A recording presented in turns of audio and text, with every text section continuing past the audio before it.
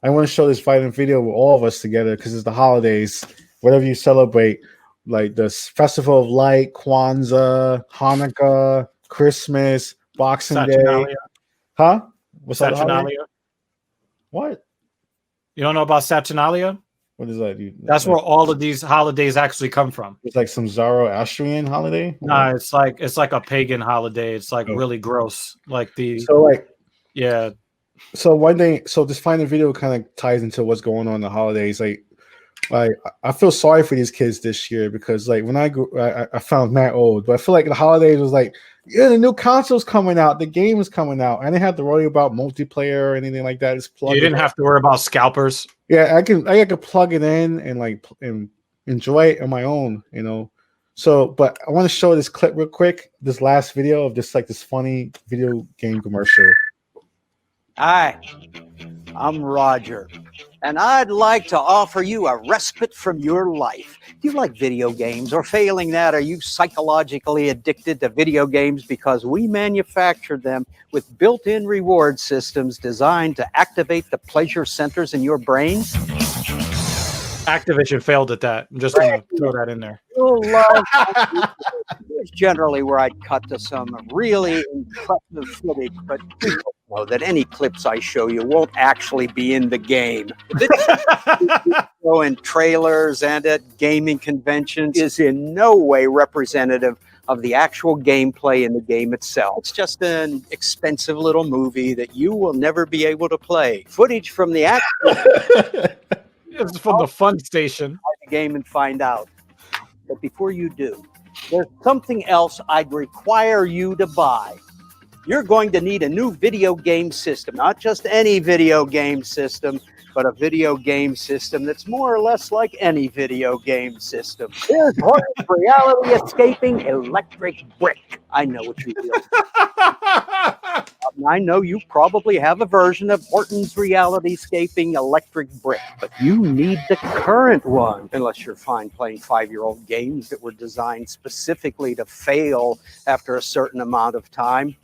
We'll, of course, have a new electric brick. Texas Gringo says I take 5 years away. So just buy this one now. When it comes to graphics, the ones on Horton's reality escaping electric brick sure are subjectively comparable to what you'd expect for whatever year it is. It's got a good amount of the major games you'd want, plus some of our own. Some of the games are great. Most of them are all right. But in general, they're all just mostly identical installments in one of the 3 types of video games that exist now. But, you know, it's still a perfectly acceptable way to escape the crushing truths of reality. And hey, if you don't like games, we got Netflix on this thing. But you probably do like games.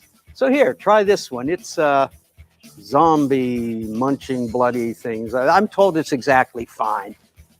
You can get it on your PlayStation, your Xbox, or hey, why not try it on Horton's brand electric brick? I'd show you some footage of people playing the game, but I can't because the game's not ready yet. It won't be ready when you pre-order it either. And heck, or hell if you prefer, it won't even be ready when you play it. You see, we don't have to be the truth. We can make lots of new games, or we can just keep charging you to download more of the same game, assuming we call it bonus material or the DLC, and we chose the latter option, the option that requires less work on our part. The only real innovation happening in games now is centered around sales. We've got a team of dedicated researchers. Oh, definitely. That's why I think it's because of Cyberpunk. The clock to come up with new and exciting ways to take your money. Video games with subscriptions. Oh, somebody thought of that. Early access. That's another one. That's not. You guys gave that game the most money ever. And you'll still pay the full price for it, so long as we call it early access. You're paying for the privilege of playing a broken game. Oh, keep it up. Does this not sound like Call of Duty? This is Call of Duty. Also, keep it up. Keep on buying our video games and video game systems, even though they're all mostly identical, because you pretty much have to. And if you don't know, now you know. I'm Roger. So that laugh at the end is like, that's it. What if the CEO had to sell their own products? I'm Roger. Like and subscribe to this channel. It would be What are you still doing here? It's oh over. God. Oh my God, that fucked me up. That was too fucking good. And some of the people watching the show tonight, welcome them here from different video game live streamings. They could be from Twitch, it could be from the YouTube, they could be from other YouTubers that I'm friends with that they've discovered me from.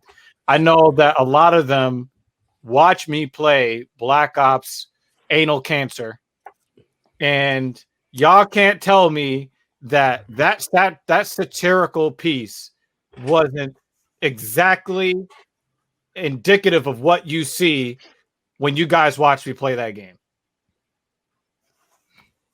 So there you have it. Hopefully everyone enjoys their new PlayStation 5s. There's probably somebody with 20 of them in their garage. I haven't played new games in such a long time, but this whole idea that you can sell a game that's 90% done and then let people download the rest of it later seems insane to me. Yeah, it's surreal. It's surreal seeing it because I just remember just buying one game and that's the game.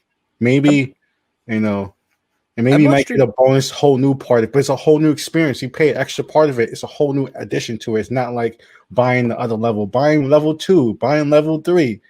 It's like it's crazy. The Oculus is like that. The Oculus, they break down games. It's not just one game. You have to buy the game in pieces. I remember buying Street Fighter V, and then I tried to play as Sagat, and then it told me I had to pay to use him, so I returned the game. And I asked for a refund immediately. And that was like 3 years ago, and I haven't bought a new game since. I was just so disgusted by it because I thought this is horrifying. When I talk about this, the world is gonna realize this, and then I went into my Discord and they said no, every video game has been like that for 10 years. So imagine you're a parent right now. Imagine you're a parent and like you have a kid. It's insane. Like I'm hearing stories of parents is paying like hundreds of dollars rather than paying us $60 and that's it. It's like hundreds of dollars on one game, hundreds. That's insane. Texas Gringo says something that kind of brought me back to my childhood. Of course, if you look closely, you can see the color of the hair on my beard, so you can tell that I know what the fuck I'm talking about. And we know that Texas Gringo knows exactly what Texas Gringo is talking about when he says, man, we used to choose a game looking at the box art at Toys R Us. Now, I got to choose the games that my mother would not buy for me. I got to look at them in the store. You remember the setup that they would have in different corners of the Toys R Us or the Funko Land or the GameStop? Yeah. And like they tried to keep people from stealing the controllers, so they had like this fucking fake robotic movie arm to like cover over the cable so you can't steal the controller, and then you get to like try out demos of the games in the store. Like that was most of like what I could do. Yeah, I used to live there. I used to live in like Nobody Beats the Wiz and play like Grand Theft Auto 3, play like Nintendo 64. At like Circuit City, Grand Theft Auto. The jackpot would be if you found one of the setups where it wasn't a demo, where you only get to play a specific one of 10 games for 5 minutes, but they had the actual game in there. So if you were willing to stay at the store for 3 hours, you could play the whole game. And I did that shit. Yeah, great. Yeah, I used to do that near Union Square. Union Square used to have Nobody Beats the Wiz, and you used to go Nobody Beats the Wiz, and they had like a couch. Eventually took the couch away because people would just live there. Adults, not like children like me, but like I would go there and play Grand Theft Auto. I would like play the fighter games. And then go to McDonald's around the corner pretty much and get free French fries and Big Macs. So that was my childhood experience with the games. And now this feels like every part of the game comes with a price. For Minecraft, with Among Us, they're all like content price-based kind of games. Like even games that you think like there's no way they could sell DLC. There's no way that they're doing it to children, which makes me even more kind of children are being bored into it. We're adults and we kind of see it, and we have like we can see the difference. We can see kids can't tell that difference. So they see a game. So already, if they get that young, I don't even know what that means in their minds. Seeing that in the game, like you know what fucked me up back in 2013. Like, because back in those days, I was really only playing COD, but back then I would buy the new COD every year. But I decided that I wanted to get, more viewers from my irrelevant YouTube channel. So I said, you know what? I'm going to start playing 2K because I know that 2K is like a really popular game and I hadn't had a sports game in a while. that would, so when I purchased 2K14 in the year 2013, that was the first year they started selling these things called VC, or virtual coins or virtual credits, right? They took elements of the game where you would like, like do like some season type thing, right? And then they took parts of games that we've been playing for over 2 decades. And then it would take that part of the game and then place a paywall right in between you and that part of the game. And it was like, this is how we're going to continue to monetize the game after selling it. Yeah, so when you're trying to build up your player, you can't just play the game and then practice with the player. No, you can't do that. They would give you like 7 VCs for scoring 40 points in a game. Like, come on, LeBron gets more than that. Like, scoring it, like, for real. Like, why can't, like, I just, progress in the game? And then they say, well, we're only going to give you a handful of these virtual credits, but for $20, we'll give you like 3,000 of them. You have to pay. You have to grind so hard. Texas Gringo said you have to pay for carts in Mario Kart. I would feel like a bitch doing that. I don't have it in me to pay to get further in a game. I can't do it. Like, I'm willing to purchase a game. I'm willing to pay more for it if it's good. I would rather pay $50 for a game that's great than pay $20, but then have to pay $20 for credits afterwards so that I could get further. Because I would just feel like a bitch paying to do better in the game. And also, there's no balance at all anymore. If there's paid content, I understand there's some aspect of paid content, but there's also aspect getting that paid content for free within the game. But the odds of that is so slim now in games. It's so slim to get good stuff, to get those kind of surprise packages of the paid content, premium content. It's not balanced anymore. So it's like, if you don't have the money, you're not going to see any of the good stuff. It's also really hard to, I think that almost every game with almost every concept in some way, shape, or form has been done. It's like a lot of the modern games are just reinventing the wheel over and over again. They can't make money by making something exceptional because a lot of the exceptional stuff has been done. So they have to find a way to kind of nickel and dime you on something that's mediocre. So like drag you in with a cheap price, but then if you want to do this in the game, they kind of incrementally get you rather than sell something amazing. But then some people might say it goes back to like the arcade kind of life when you have to put a quarter in and feel like it's going back to that, but in your hands. That's some argument some people say business wise, like it's going back to the quarter 50-cent machine, but to your mobile device, to your console. So yeah, but even with that, you could play through an entire game for maybe like $5 or $10. If you're in an arcade and you're playing a game and to get to the last level, it takes you $50 or $60 or $200, you probably suck at that game. If you've already paid $50 for a game, and then after you pay for it, there's a microtransaction, that sucks because there's like the rentership versus ownership. At an arcade, you own nothing, you're renting, so you're paying to rent time from the arcade. With the game, you paid it, but now you're paying rent. It's like having a house in New Jersey. You pay that $1 million for the house, and you have to pay $20,000 a year in property tax on it. So you're renting and owning, and you get the shitty parts of both. Well, so let's segue that into your specialty, because when we talk about we got to end the show soon. We got to go get the producer Phil go to sleep. Oh yeah, but I wanted to add, because I want to make sure that Louis Rossmann's main message does get out there when we're talking about right to repair, and some of the consumer protection agencies in Europe and Brazil and different area, different countries are saying, hey, we need to hold some of these companies accountable because, the right to ownership of what you purchase is important. So do you want to explain to our viewers tonight why they should give a fuck about right to repair and right to repair legislation that's popping up in various states and countries around the world? Yeah, so 10, 20, 30 years ago, if something went wrong with your product, the manufacturer would help you affordably, or if they didn't, there were places you can go to have that device fixed. And as time has went on, the manufacturers have gotten more of a stranglehold over every element of the supply chain, so that if something goes wrong on your phone or your laptop or your tractor or your dishwasher, the parts that are required cannot be sold to independents anymore. And in Europe, they had a commission that voted largely in favor of looking into this and then passing legislation regarding right to repair. In Australia, they wrote, I think, a 49-page paper where they're doing an inquiry and looking into it. In Massachusetts, they just recently passed a second right to repair for automobiles to make sure that independents would have access to this stuff.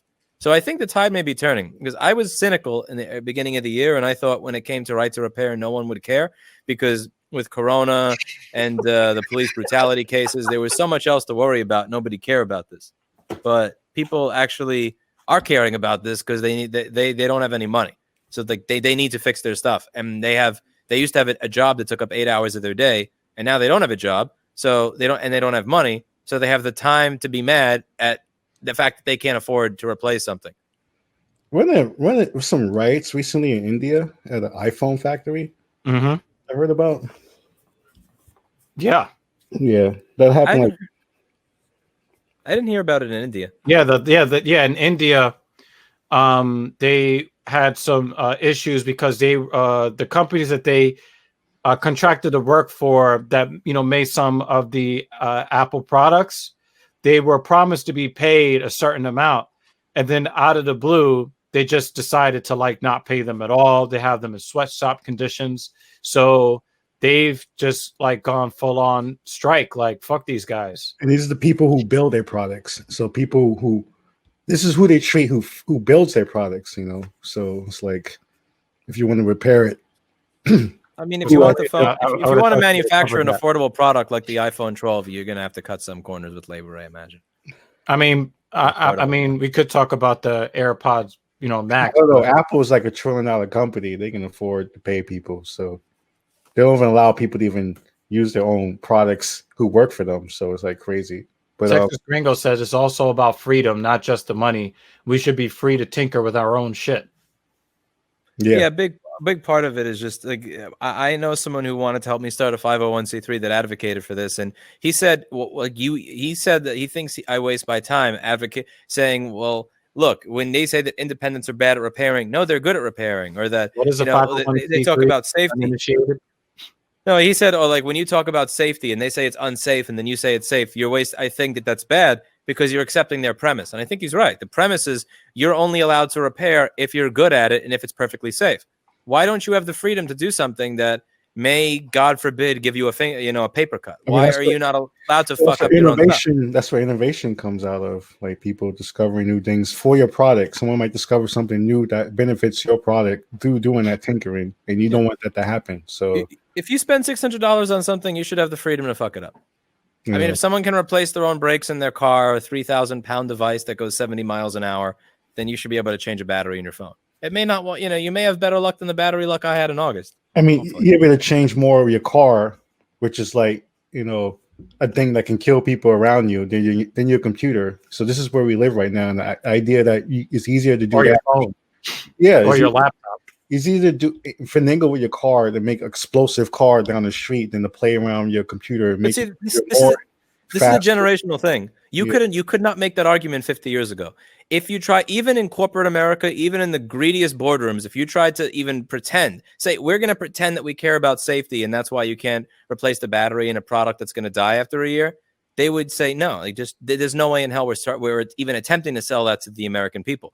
And with cars, I mean, we're not going to tell people they can't replace their own brakes. Because think about it. If you're inexperienced and you replace your brake pads and you fail, it's not just you that's going to die. It's the person that you crash into at 70 miles an hour on the highway that's going to die. We're okay with that. And we're never going to try to take that right away from people because it's grandfathered in. It's been there forever. Whereas with repair, they're trying to tinker with that. He's out there, though, because of it. But that's the way it is. So Texas Gringo says they got John Deere tractors now that they are having farmers tow across the country because there's lockout software on them. Do you know that the Chinese, when they purchase those tractors, are demanding access to that software? And John Deere is refusing to say whether or not they gave it. They gave it. Because if they didn't give it, then they would have said, as a pro-advertising point, as a pro-America, they would have said, no, of course we're not going to do that. So the Chinese that are purchasing John Deere farm equipment are actually able to get access to tools to repair them that Americans don't, and they're an American company. I mean, you got the dollars, you got the lawyers, you got the I mean, lobbies. you're betraying your own farmers in your own country, because this is something I did a video on recently. Let's say that the tensions rise with the Chinese and they do some sort of cyber warfare shit. Can you imagine what it would be like if they were able to shut down the largest producing farms in America that utilize those? It's because we have a lot of farms that don't use the highly computerized tractors, but the farms that utilize their most expensive solutions where everything is hyper computerized and online, those are the farms that are making the majority of the food that feeds America. And imagine if another country could just fuck with that a little bit because they have access to all the source code that we don't. And this to wrap up the show, because I feel like it's perfect segue. Just like we went back to Amazon Web Services, which runs not only show how much percentage of the back end of the internet they pretty much support, but they make their profits over that. And but it's not the loud thing they make money off. It's not the Amazon drones. It's not the Amazon Ring. It's not the getting your package within 2 days. It's managing the IT services of companies for a year or 2 years or 3 years. So it's interesting to see that business model in Amazon, and the idea that like the bigger the company, they prevent other people from even having an idea of doing anything similar. So you have situations now when companies can get so big, they can keep innovation from happening. I mean, if you broke Amazon up, there would be more money for not just for the shareholders and the owners, and from not Jeff Bezos, but the shareholders of the company and the institutions that invest in those companies would have more money and probably be better off for competition in general. If AWS, their streaming services and platform, and their store were separated from each other. So but the thing is, how do you cut that up? Because it's been a long time since we've done that in the U.S., like a really long time. But we're getting close. I mean, Facebook was pretty like a thing that happened recently. They chopped it. Allegedly, they might chop Facebook into 3 again. They might see what happens even further with Facebook. How do you do that and enforce it? But those are very distinct services where WhatsApp is its own thing. It can run. It has its own team. Instagram has their own team. But my question is the same question that Louis Rossmann has. You can tell Zuck to go Zuck himself and split up the companies, but you could say, okay, we have this CEO and we have that CEO, but who's to say that money is not funneling itself right back to Facebook? Like, how do you make sure that when they divest the company, that it is truly autonomous and independent? Yeah, I mean, when you look at what happened with oil companies, 100 years ago, you didn't have to be tech savvy to understand if this oil company was still actually, drilling into this well for this other company or crap like that. Anybody could see that. But now you have politicians that fundamentally don't understand how to use a computer. Are they going to be checking the API calls from WhatsApp to see if it's grabbing data from Facebook? Companies, I mean, Exxon is just rebranded Standard Oil. Mm-hmm. I mean, it's just Standard Oil rebranded like about 50 years ago. How are our enforcement bodies going to go in and do that when the people who are enforcing this and doing the investigative inquiries don't even understand how to use a computer?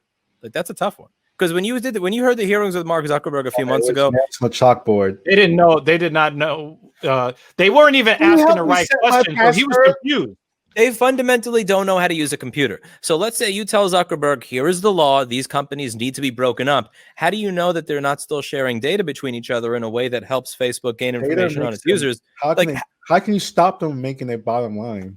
How do you enforce that when the enforcement arm fundamentally doesn't understand technology? Because that's why I'm curious. When they actually do try to split these companies up, the whole trust busting thing with Teddy Roosevelt, that was a different era with the politicians may have understood business better in that time than they do now, because business was so much simpler back then. Also, hobos were way more smellier back then. So it's like, man, we got to clean these streets up. So yeah. So Louis, thank you for coming on tonight. Thank you so much for having me. I had fun. Hopefully you're coming for the new year, 2020 plus one. I'll come over your place for Christmas dinner. Yeah. No mask. That's free orange juice. Yeah, just like wear a mask. We stand behind each other. We wear a mask. Yeah, I'm not. After seeing that clip, I'm not going. I don't want to be behind anybody with a mask anymore. That really ruined it for me. That was horrible. Above someone, you might be standing on a lobby. You might be standing on the balcony, and someone has a mask on. You might be going straight up in your face. So that was horrible. Yeah. I'm not going to hover over people. Anyway, thank you so much for having me. Yeah, and never talk to me in person again. Yeah, so Thanks, guys, for tuning in. That was a way more loose holiday special because we're just having fun here. Just we're trying to get distracted from the news sometimes. Sometimes we don't want to talk about. The last episode was intense. We had black people being threatened with lynching, and like we hit the greatest death toll of the coronavirus. So we had to take a little break today and chill with Louis Rossmann. And we're gonna get back to some stuff next week, and then we'll be back Tuesday, and then New Year's Eve is happening, so we're gonna be offline just in case the Civil War starts. In the snow, Civil War in the snow. Civil War in the snow.